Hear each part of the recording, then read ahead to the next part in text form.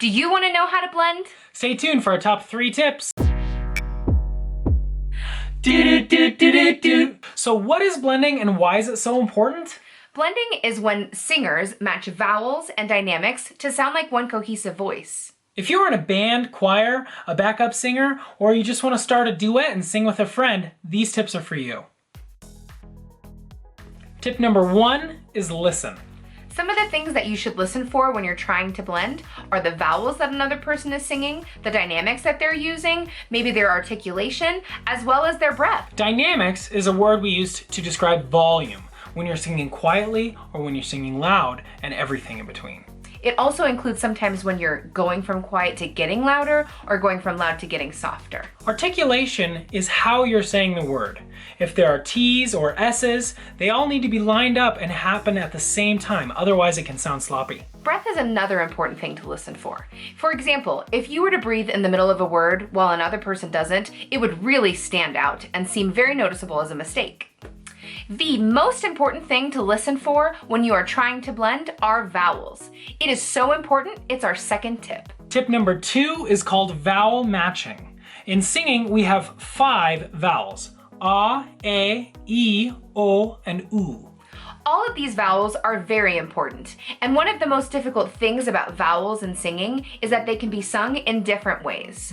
For example, when we covered the song Slow Burn, we had a difficult time matching the vowel for the word burn.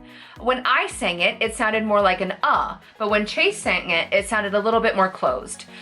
Yes, and it was very important that we match that, otherwise it would sound really messy and sloppy. 2 different vowels that are sung at the same time can never be in tune. Tip number 3 is to have a plan.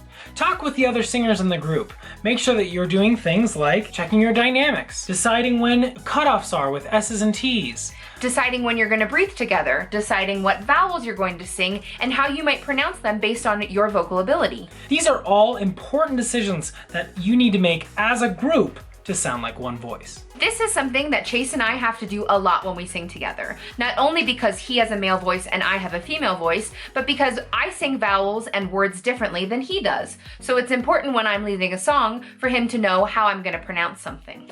We especially talk about dynamics. When she's growing louder, I'm always listening to make sure that I'm right there with her. If you watched our last video on singing harmony, blending is an important and crucial aspect to singing harmony. You never want to overpower the lead or melodic voice, and listening is a key aspect to that. So don't forget, tip number 1 is listen.